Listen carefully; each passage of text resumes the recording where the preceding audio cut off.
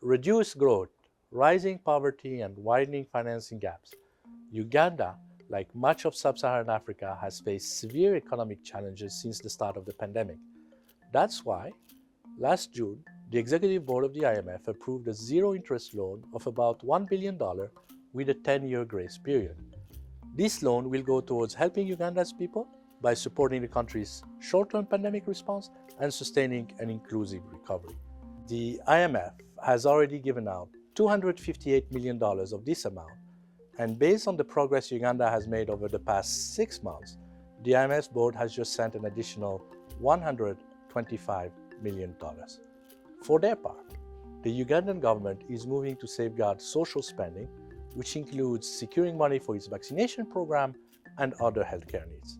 Uganda has set its spending priorities in line with their National Development Plan, which includes more spending on education and health. The country has a budget designed to stabilize the public debt ratio and sustainably service debt through fiscal consolidation. Still, to achieve its goals, Uganda will have to improve its efficiency in collecting taxes and public spending and investment. The good news is that Uganda's inflation remains low. This gives the central bank room to use monetary policy to support growth.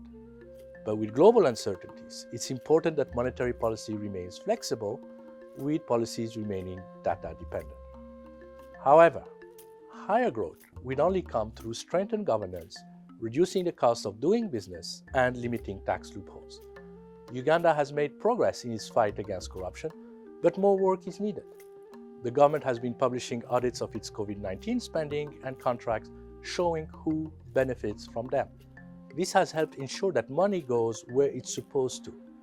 But these audits also need investigations into any irregularities. To carry out successful reform, Uganda will have to strengthen the accountability of high-level officials and politically exposed persons, fight money laundering, combat the financing of terrorism, and improve budget transparency. Overall, the IMF remains convinced that the firm implementation of Uganda's reform program, particularly on spending priorities and governance, will help its people realize their aspirations even as they face this unprecedented human and economic crisis.